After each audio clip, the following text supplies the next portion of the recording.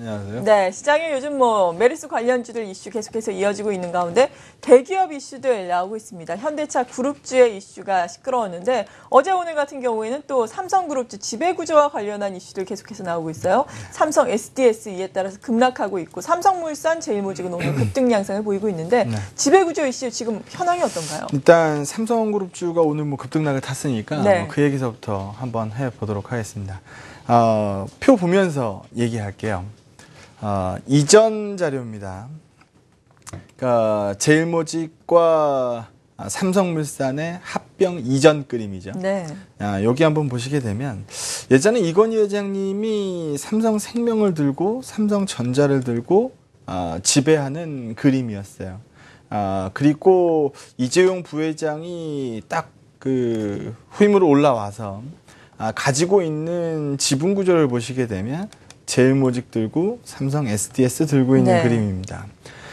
그런데 여기서도 한눈에 들어오시겠습니다만 이재용 부회장 쪽에서 삼성전자 쪽으로 나가는 화살표가 전혀 없다라는 그렇죠. 거거든요.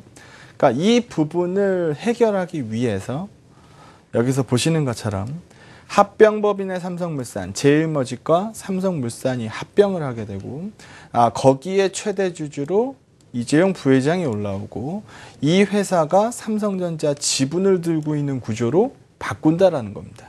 근데 보시게 되면 4.1%거든요. 높다라고 말하기에는 다소 좀 부족한 그림이 나오게 됩니다. 그러다 보니까 바로 얘기가 나왔던 게 삼성전자가 삼성 SDS 지분을 22.6% 들고 있고 삼성물산이 삼성 SDS를 이만큼 들고 있는 데다가 이재용 부회장이 삼성 SDS 지분을 이만큼 들고 있으면 요 세 개를 삼성전자 지분으로 바꿀 수 있는 방법이 없을까? 네. 합병하면 되겠구나. 이 두 개를 합병하면 이 모든 주식이 삼성전자로 바뀌겠구나라는 부분에 대해서 생각을 한 겁니다. 그래서 제가 삼성물산하고 제일모직 합병 이슈가 나왔을 때 굉장히 긍정적인 코멘트를 드렸었고 그 이후에는 삼성 SDS도 봐야 된다라는 부분으로 말씀을 드리고 꽤 많이 올랐죠. 그런데 어제 삼성그룹에서 공식적으로 부인을 했어요. 예. 지금 현재는 합병 계획이 없다.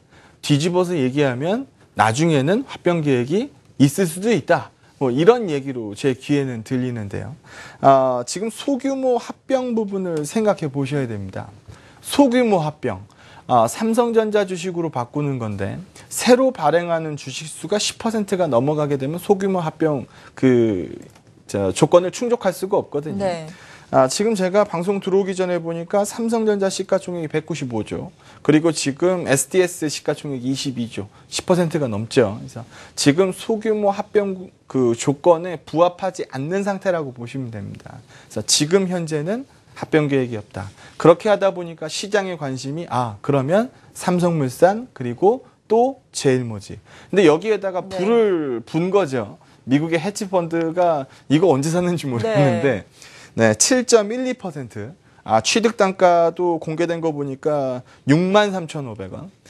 내가 이거 들고 있는데 이거는 삼성물산 주주들한테 이게 반하는 행동이다. 반대하겠다라고 얘기를 합니다. 그러면 이게 실제로 안 될 가능성이 있을지 한번 알아보죠. 네, 잠시만요. 이것과 관련해서 저희가 또 취재 기자가 자세한 내용 취재를 했다고 하는데 네네. 어떤 내용인지 보고 또 도움 말씀을 듣는 게 더 좋을 것 같아요. 앞서 말씀을 해주신 것처럼 제일모직과 삼성물산의 합병이 삼성물산의 기업 가치를 떨어뜨린다면서 이 삼성물산의 지분 7%를 사들인 미국계 헤지펀드에 대해서 삼성이 또 정면으로 반박을 했습니다. 불확실한 세계 경제 그리고 삼성물산의 성장 정체를 해소하기 위해서 합병을 추진한 거라면서 회사 가치를 떨어뜨리지 않았다라는 주장인데 자세한 내용 취재기자 연결해서 들어봅니다. 임원식 기자 전해주시죠. 네, 임원식 기자. 네, 전해주시죠. 네. 조금 전 삼성이 삼성물산을 통해 미국계 헤지펀드인 엘리엇 매니지먼트가 삼성물산 경영권 참여에 나선 것에 대해 공식 입장을 내놨습니다. 삼성은 먼저 이번 합병 추진 배경이 회사의 미래 가치를 높이고 궁극적으로 주주 가치를 높이는 데 있다고 밝혔습니다. 또 최근 글로벌 경제 불확실성과 물산의 성장 정치로 인한 영업가치 하락에 대응하기 위해 사업 다각화와 신사업 추진 등을 목적으로 조기 합병을 추진하는 것이 회사의 가치를 높이기 위해 바람직하다고 판단했다고 설명했습니다. 1대 0.35라는 흡수합병 비율에 대해서도 삼성은 자본시장법상의 규정에 따라 결정된 것으로 시장이 현재 평가한 기준으로 합병 비율을 적용한 것이라고 전했습니다. 요약하자면 이번 합병이 엘리엇 측의 주장대로 이 삼성물산의 기업 가치를 낮게 본 게 아니며 미래 불확실성 해소를 위한 조치였다는 얘기입니다. 앞서 엘리엇 측은 경영권 참여를 목적으로 삼성물산 지분 7.12%를 장내 매수했다고 밝혔습니다. 취득 주식수는 1112만 5,927주로 취득 단가는 한 주에 6만 3,500원입니다. 엘리엇 측은 지난 1977년에 세워진 자산 운용사로 전체 운용 자산은 260억 달러, 우리 돈으로 약 29조 원에 이릅니다. 지분 취득 배경에 대해서 엘리엇 측은 제일모직의 삼성물산 합병 계획은 삼성물산의 가치를 상당히 과소평가했을 뿐만 아니라 합병 조건도 공정하지 않아 삼성물산 주주이익에 반한다고 설명했습니다. 엘리엇 측의 이 같은 지분 매입 소식이 알려지면서 삼성물산과 제일모직의 주가는 현재 5% 이상 큰 폭으로 뛰고 있습니다. 시장에서는 엘리엇 측의 지분 참여가 두 회사 간 합병 과정에서 주가를 끌어올릴 변수가 될 거란 기대감으로 주가도 큰 폭으로 오르고 있다는 분석입니다. 지금까지 서울 서초동 삼성사옥에서 한국경제TV 임원식입니다. 네, 삼성물산의 지분 7%가 넘는다면 2천억 원이 넘는 자금이 될 텐데 어느새 이렇게 정말 매수를 한지 모르겠어요. 삼성 입장에서는 갑작스럽게 눈에 가시가 등장한 상황인데 어떻게 시나리오가 전개가 될까요? 글쎄요, 지금 시장에서 전부 다 매입한 거라고 추측하기에는 조금 어려울 수도 있을 것 같아요. 네. 뭐 상당 부분 뭐 딜 형식으로 외국인들끼리 주고받았을 가능성도 있죠. 네. 그러면 이 7.12%의 지분이 과연 오너가 가고자 하는 길에 재를 뿌릴 수 있느냐라는 부분에 대해서 한번 생각해 보죠. 합병 삼성물산 법인의 지분 구조를 한번 보시면은요. 일단 대주주 일가 쪽에서 27.5% 나갑니다. 그러니까 삼성물산 쪽으로 화살표 들어가는 것만 보면 되죠. 네. 이건희 회장님이 갖고 있는 지분 그대로 있고요. 삼성화재, 삼성 SDI, 삼성전기 이게 갖고 있는 물건들 그대로 있습니다. 그리고 지금 합병 전 기준으로 자사주 5.76%, 국민연금이 한 10% 정도 들고 있거든요. 그래서 이런 부분들을 과연 7.12% 지금 현재 합병법인 기준으로 7.12%도 아니고 삼성물산 지분 구조상으로 7.12%면은 그렇죠. 합병법인으로 가고 나면은 3분의 1 더 떨어질 거 아니에요. 그래서 이게 시장에다가 영향력을 미치기에는 굉장히 좀 어려운 상황이다라고 보시면 될 것 같습니다. 그래서 펌프질하는 역할은 충분히 할 수 있을 것으로 보고 있고요. 오늘 시장에서 삼성전자한테 정말 땡큐라는 표현을 안 할래 안 할 수가 없어요. 이제까지 뭐 좀 전에 말씀드렸던 것처럼 이 그림에서 삼성전자 지분을 확보하는 쪽으로 합병을 생각하고 있었다라고 하면 지금 여기서 가장 눌리고 있었을 주식은 뭘까요? 삼성전자입니다. 네. 그 부분에 대한 점프업이거든요. 그래서 이런 부분들이 오늘 시장에서 삼성전자 주가를 끌어올리고 있고 만약에 오늘 삼성전자 마이너스 났다고 생각해 보십시오. 오늘 지수 어땠을까요? 오늘 삼성전자 효과로 시장 플러스를 만들어내고 있는 거거든요. 그래서 이런 부분들이 시장에 영향을 좀 미친 것으로 보인다. 지금 헤지펀드 엘리엇이 들어와서 뭔가 한 것처럼 보이고 있습니다만 이게 큰 판도를 뒤집어 엎을 만한 무언가가 나오기에는 어려울 것이다. 삼성 SDS가 오늘 좀 밀리는 그림이 나오고 있습니다만 이런 그림이 뭐 조금 더 이어질 가능성도 있겠습니다만 왜냐하면 삼성물산과 제일모직 쪽으로 포커싱이 더 맞춰진다라고 하면 SDS는 조금 더 하락세를 경험할 가능성이 있겠죠. 하지만 삼성전자 쪽으로의 합병 구도가 아예 무산될 수 있는 그림은 절대 아니다. 그렇죠. 라는 부분으로 말씀드리도록 하겠습니다. 네, 삼성전자 같은 경우 오늘 또 이 시각 현재 4.6%나 상승을 하고 있는데 이에 대한 투자 전략은 잠시 후에 자세하게 들어보도록 하겠습니다. 대외적인 변수들 또 알아봐야 할 텐데 뭐 줄줄이 사탕으로 있습니다. 네. 일단은 뭐 22회 통화정책회의 결과가 또 나온 상황이고 앞으로도 계속해서 그리스 이슈라든지 뭐 FOMC 회의 등도 예정돼 있는데 이러한 변수에 대해서도 설명을 좀 해주시죠. 그리스 얘기서부터 한번 할게요. 네. 지금 애가 타는 쪽은 그리스예요. 그러니까 그리스에서 나오고 있는 얘기들 뉴스플로우 가만 보시면은 뭐 합의에 근접했다, 뭐 합의서를 작성 중이다, 뭐 이런 얘기하고 있고요. 자신들이 계속 긍정적인 얘기를 그렇죠. 하죠. 독일에서 나오는 뉴스플로우 보게 되면은 확정된 게 없다, 맞아요. 아직 근접하지 못했다, 뭐 이런 얘기 나오고 있고요. ECB 쪽에서 얘기 나오는 거 보면은 뭐 그냥 대충 둘이 뭐 원만하게 잘 합의하세요. 뭐 이런 식의 코멘트들이 많이 나오고 있거든요. 그래서 오락가락할 이슈라는 부분에 대해서 말씀드립니다. 그리스 이슈가 잘 나왔으니까 시장이 좋을 거야. 그리스 이슈가 못 나왔으니까 시장이 안 좋을 거야. 이렇게 해석할 이유가 전혀 없다라는 거죠. 그래서 그리스 얘기는 우리가 결정할 수 있는 사항도 아니기 때문에 그리스 얘기를 먼저 드렸고요. ECB 얘기 한번 해보죠. ECB가 우리의 상식선을 전혀 벗어나지 않는 수준에서 결과 공개를 하고 끝을 냈습니다. 기준금리 동결 했고요. 그 QE 프로그램 축소 가능성 일축했죠. 그렉시트 뭐 찬성하지 당연히 않겠죠. 반대한다라고 얘기했고요. 네. 중요한 표현은 이건데요. 인플레이션 전망치 상향 조정했고요. 유로존 경기에 대해서 자신감 내비쳤습니다. 돈을 풀고 있는 애들입니다. 돈을 풀고 있으면서 좋아지고 있습니다라는 얘기를 하고 있지 못하면 돈을 풀고 있는 것에 대한 당위성, 정당성에 대해서는 누구도 박수 쳐주지 않거든요. 그래서 잘 되고 있습니다라고 얘기하고 있는 거죠. 그런데 이 반응을 한번 보시면은 뭐 저 개인적으로도 굉장히 깜짝 놀란 반응입니다만 네. 독일 국채 수익률 한동안 뜸했었죠.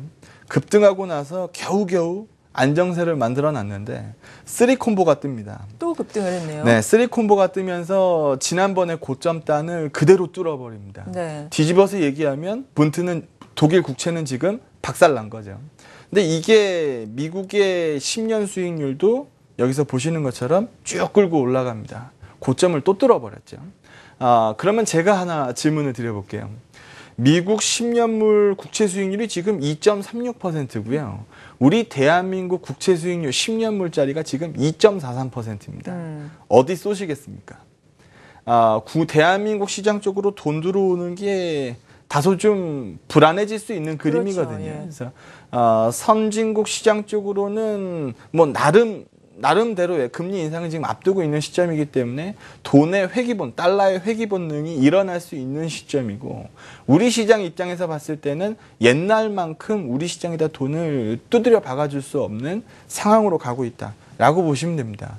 그리고 우리가 또 하나 체크해 봐야 되는 건 금리가 그럼 급격하게 오를 거냐? 이렇게 국채 수익률이 올랐으니까 뭐 0.25, 0.5, 뭐 0.75, 1, 뭐 FOMC가 열릴 때마다 계속 치고 올라가는 거냐? 라고 물어보시면은 저도 대답을 아니요, 그건 아닌데요. 라고 얘기합니다. 그게 문제가 아니죠. 진짜 문제는 이겁니다. 예전에도 제가 뭐 한 1년 전에도 이 표를 보여드렸던 것 같고 네. 제가 외부 설명회 나가면은 매번 보여드리는 그림인데 금리 절대 급격하게 못 오른다 이거예요. 근데 문제가 되는 건 채권 재투자가 중단된다라는 점입니다. 16년 초까지는요. 만기가 도래하는 채권이 거의 없어요. 그러니까 여기는 금리도 급격하게 오르지 않고 채권 재투자 중단을 한다 하더라도 빨아들일 수 있는 자금이 별로 없기 때문에 문제가 없습니다. 근데 문제는 16년도 2월서부터거든요. 16년도 2월, 3월, 4월, 5월 여기만 보더라도 막대한 양의 채권 만기가 돌아오는데 만약에 이 부분에 대해서 재투자가 중단됐다. 그럼 이 돈만큼 시장에서 돈이 빨려나가는 거거든요. 그래서 이 부분을 굉장히 리스키하게 봅니다. 그래서 뭔가 해 먹을 거면은 연말까지 해 먹어야 되는 상황인데 문제가 됐었던 거는 우리 대한민국 수출이 직격탄을 맞았다라는 거죠. 막 울면서 옆을 봤더니 일본은 상황이 다르더라. 네. 그러니까 모든 핑계를 엔화에다 대고 있어요. 엔화 약세 때문에 그래요. 라고 얘기를 하는데 여기 한번 보시죠. 엔화가 105엔 레벨을 뚫을 때 우리 대한민국은 1대10 교환 비율이 깨졌습니다. 그리고 120엔 단을 넘어갈 때 우리 대한민국은 이제 100엔당 920원에서 꿀럭꿀럭 대고 있다가 최근에 이 피크, 약세의 피크가 나오다 보니까 네. 우리 대한민국 원엔 재정 환율이 900레벨, 900원 단, 그러니까 1대9 교환 비율이 깨져버린 그렇죠. 거죠. 그래서 이 부분에 대해서 상당히 리스크를 계산하고 있기 때문에 최근에 일본과 수출 경합을 보이고 있는 뭐 자동차, IT 부품, 뭐 예전의 경합이었던 뭐 조선 철강 뭐 이런 친구들까지 그냥 싹 다 밑으로 쏠려버리는 모습이 나왔다라는 겁니다. 그래서 시장에서 키가 되는 플레이는 아마 이쪽에서 뭔가 그림이 나와야, 그러니까 엔화의 약세가 좀 둔화되고 원엔 재정 환율 반등되는 모습이 나와야 시장에서 제대로 된 반응은 나올 걸로 보고 있고요. 가뜩이나 6월 달에 말이 많았죠. 다음 주만 하더라도 금리 결정 이슈 있고 그렇죠. 동시 만기일이 있고 그 다음 주 월요일 날 상한가 확대 15일이죠. 네. 그리고 나서 그 다음 날 다다음 날 6월 FOMC가 미국에서 열리기 때문에 6월의 단기 이벤트가 굉장히 쉽지 않았던 상황입니다. 그래서 제가 첫날 부담은 줄이고 가자라고 미리 말씀을 드렸던 거고 지금 그 국면이라고 보시면 될 것 같습니다. 오늘 삼성전자한테 땡큐를 말하고 있습니다만 차트 하나 보시죠. 올해 초서부터 올해 초에 제가 초강세론 뭐 매일 노래를 네. 불렀었으니까 사실 시장 굉장히 많이 올랐죠. 굉장히 많이 올랐는데 하단선, 그러니까 추세선을 그어놓은 모습을 이번 주에 힘없이 이탈했습니다. 그리고 우리가 60일 이동평균선을 한 번의 저항 없이 그대로 내뱉어 버렸거든요. 지금 우리가 인정하고 싶지는 않습니다만 기술적으로 쫓기고 있다는 겁니다. 기술적으로 쫓기는 시점에서 마음마저 조급해지면은 계좌는 실패할 확률이 높아지고 최근에 여러 번 말씀드립니다만 빠지고 있는 시장에서 버티면 올라옵니다. 올라오는데 문제는 밑단에서 고생을 너무 많이 하게 되면 올라오는 과정에서 다 털립니다. 그럼 위에 단을 먹을 수가 없죠. 그래서 쫓기고 있는 시장에서 뭔가를 더 살 생각을 하지 말고 반전되는 시점, 이제 뚫고 올라오는 시점에서 뭔가를 좀 사야 되겠다라는 쪽으로 시황관을 말씀드리고 있고요. 그렇게 해야 윗단을 볼 수 있는 거지 밑단에서 오래 고생하면 고생할수록 올라오면서 털릴 확률이 높아진다. 지금 아직 기술적으로도 쫓기는 국면이고 오늘 삼성전자 효과로 시장 반등이 일부 나오고 있는 것으로 보여집니다만 기술적으로 터닝을 보였다라고 판단하기에는 좀 이르다라는 판단입니다. 네, 신규 매수는 조금 더 고려를 해보자. 올라갈 때 사는 것이 차라리 낫겠다라고 말씀해 주셨는데 삼성전자 효과 방금 언급을 해주셨잖아요. 삼성전자 앞서 말씀을 드린 것처럼 오늘 4.7% 이 시각 현재 상승을 하면서 시장을 주도하고 있고 그동안 많이 내렸던 현대차 역시 오늘은 소폭이나 반등을 해주고 있는 상황인데 이 두 종목의 방향성에 대해서는 어떤 생각을 가지고 계세요? 일단 이 두 종목의 방향성이 완성이 되려면 제가 HTS를 통해서 마무리 멘트를 좀 드리도록 하죠. 네. 이 두 종목의 방향성이 마무리가 되려면 제가 최근에 몇 번 보여드렸었던 모습인데 이거 한번 보시죠. HTS 보시면은요. 베이시스 값이 음수가 들어가면 안 돼요. 지금 만기가 얼마 안 남았기 때문에 이론 베이시스 값이 물론 지금 작습니다. 이론 베이시스 값이 굉장히 작은 상황인데 그것보다도 낮게 형성돼 있으면 지금 가뜩이나 쫄리는 상황에서 물량 부담은, 그러니까 매물 부담은 점점 더 가중되고 있다는 얘기거든요. 그리고 그 중에서 조금 위안을 찾을 수 있는 게,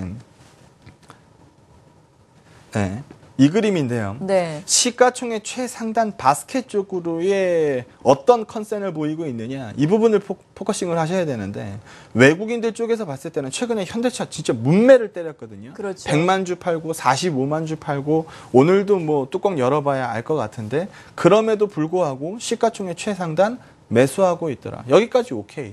그러면 과거에 비해서 매수량이 줄었는데 기관들 쪽이 어떠냐? 기관들 쪽이 외국인의 매수가 줄었으니까 기관의 매도도 줄면은 다행인데 그 부분이 줄지 않는다라고 하면은 매수는 얇고 매도는 두껍다는 얘기거든요. 그래서 그런 부분들을 최근에 전형적으로 보여주고 있죠. 좀 줄어드는 듯 보였습니다만 어제 다시 두꺼워지고 오늘 더 두꺼워지고 장이 끝나지도 않았는데 어제 비차익 매도량을 이미 넘어선 상황이거든요. 그래서 이런 수급표면은 연속성을 보이기 어렵다.